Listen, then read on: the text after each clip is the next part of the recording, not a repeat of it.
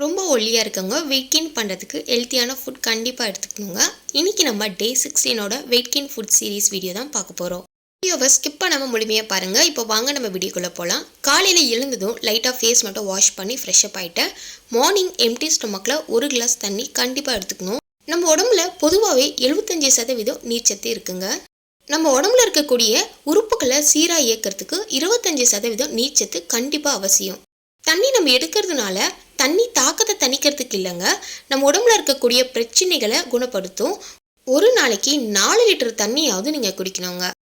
முன்னாள் நைட்னே எதனா ஒரு நட்ஸ் ஊற வச்சுருங்க. இன்னைக்கு உலர்திராட்சியை ஊற வச்சுட்டு காலையிலேயே எடுத்துக்கிட்டேன். இது நம்ம மலச்சிக்கல் பிரச்சனையை சரி செய்யும். வெயிட் கெயின் பண்ணுறவங்க காலையில் ஒரு 10 உலர்திராட்சியை அப்படியே சாப்பிட்ருங்க. வெயிட் கெயின் பண்ணணும்னு நினைக்கிறவங்க காலையில் ரொம்ப ஹெல்த்தியாக எடுத்துக்கணும். ஏன்னா நிறைய பேர் ஆஃபீஸ்க்கு போவீங்க, காலேஜுக்கு போவீங்க. ஸோ அதுக்கப்புறமா ஹெல்த்தியான ஃபுட் நம்மளால் எடுத்துக்கவே முடியாது. காலையில் டைமில் நல்லா ஹெல்த்தியான ஃபுட்டை கண்டிப்பாக நம்ம எடுத்துக்கணும். அதுக்காகவே 1 கிளாஸ் பாலை எடுத்துக்கோங்க. ஏன் அப்படி சொல்கிறேன்னா, இந்த 1 கிளாஸ் பாலில் உங்களுக்கு பிடிச்ச நட்ஸை நீங்கள் ஆட் பண்ணிக்கலாம். எதனா ஒரு ப்ரோட்டீன் பவுடர் நீங்கள் ஆட் பண்ணி காலையில் டைம் எடுத்துக்கோங்க. மார்னிங் டைம்லேயே உங்களுக்கு தேவையான கேலரிஸ் அண்ட் ப்ரோட்டீன்ஸ் கிடச்சிருங்க. இன்றைக்கி பிரேக்ஃபாஸ்ட்டு பார்த்தீங்கன்னா சப்பாத்தி தான். என்னடா இது டெய்லி சப்பாத்தியே செய்கிறேன்னு நினைக்காதீங்க. நைட்டே பார்த்தீங்கன்னா சப்பாத்தியும் பன்னீர் பட்டர் மசாலா தான் செஞ்சுருந்தேன்.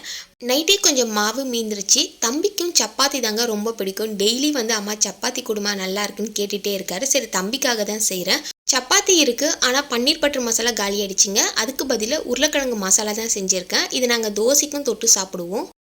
இந்த உருளைக்கிழங்கு மசாலாவை நான் நிறைய கடைகளில் சாப்பிட்ருக்கேன். பட் ஆனால் சப்புனே இருக்குங்க. எனக்கு காரமாக இருந்தது தான் ரொம்ப பிடிக்கும். அதனால் நிறைய பச்சை மிளகாவும் கொஞ்சம் சில்லி பவுடரும் ஆட் பண்ணி நான் செய்வேன். எனக்கு பொதுவாகவே இனிப்பு சாப்பிட்றதே பிடிக்காதுங்க. நல்லா காரசாரமாக சாப்பிட தான் பிடிக்கும். அதனால் எது செஞ்சாலுமே கொஞ்சம் காரம் கொஞ்சம் தூக்கலாக வச்சு தான் செய்வேன். டேஸ்ட்டுமே சூப்பராக இருக்குங்க. தம்பிக்கு காலையிலே சப்பாத்தி ஊட்டிட்டாங்க. மதியம் லஞ்சுக்கு பெங்களூர் கத்திரிக்காய் கூட்டு, பிரேக்ஃபாஸ்ட்டுக்கு ஒரு சப்பாத்தியும் உருளைக்கிழங்கு மசாலாவும் வச்சு சாப்பிட்டாச்சுங்க. தம்பியை ஸ்கூலுக்கு அனுப்புனதுக்கப்புறமா வீட்டு வேலையெல்லாம் முடிச்சுட்டு பெருக்கிட்டு பாத்திரத்தெல்லாம் வாஷ் பண்ணிவிட்டு ஒரு 1/2 hour வேலையே கரெக்டாக இருந்துச்சு.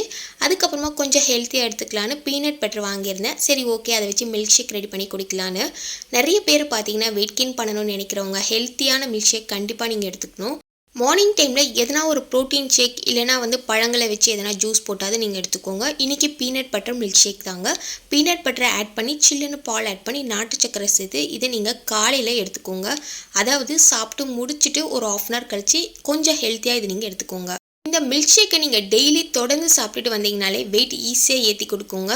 இந்த மில்க் ஷேக்கோட டேஸ்ட்டு செம்மையாக இருக்குங்க. ஒன் டைம் கண்டிப்பாக ட்ரை பண்ணுங்கள். இது கூட அடிஷ்னலாக 1 tablespoon அளவுக்கு நீங்கள் ஐஸ்கிரீம் சேர்த்து சாப்பிட்டு பாருங்கள். செம்மையாக இருக்கும். இந்த மில்க் ஷேக்கை நீங்கள் ட்ரை பண்ணி பார்த்துட்டு எப்படி இருக்குன்னு சொல்லுங்கள். மில்க் ஷேக் எடுத்துக்கிட்டு ஒரு 10 minutes கழித்து பச்சை திராட்சை ஒரு கைப்பிடி அளவு எடுத்திருக்கேன். இதை டைம் இருக்கும் போதெல்லாம் அப்பப்போ வேலையை பார்த்துக்கிட்டே சாப்பிட்டுட்டு இருப்பேன். எனக்கு fruit, milk shake, protein shake இதெல்லாம் எடுத்துக்கிறது ரொம்ப ரொம்ப பிடிக்கும்.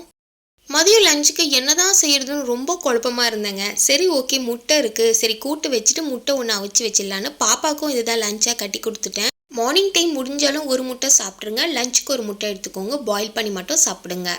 சாப்பிட்டு முடிச்சுட்டு இருக்கிற பாத்திரத்தெல்லாம் வாஷ் பண்ணிவிட்டு உட்காந்தா தூக்கமாக வந்தது. சரி, ஓகே, டிவி பார்க்கலான்னு. இன்றைக்கி பார்த்தீங்கன்னா அரண்மனை 4 தாங்க பார்த்துட்டு இருந்தேன். படம் செம்மையாக இருந்துச்சு. சரி, கொஞ்ச நேரம் படம் பார்த்து முடிச்சதுக்கப்புறமா ஈவினிங் டீ காஃபிலாம் எதுவுமே எடுத்துக்கலங்க.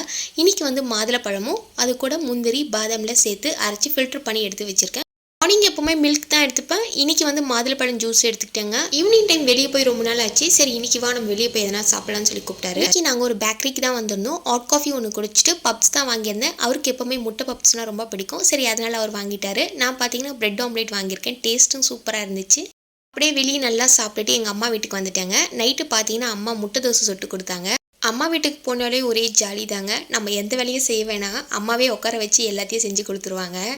நைட்டுக்கு ஒரு சின்ன வாழைப்பழம் எடுத்துக்கிட்டேன். எப்போவுமே நான்வெஜ் எடுத்துக்கிட்டால் வாழைப்பழம் சாப்பிட மாட்டேன்.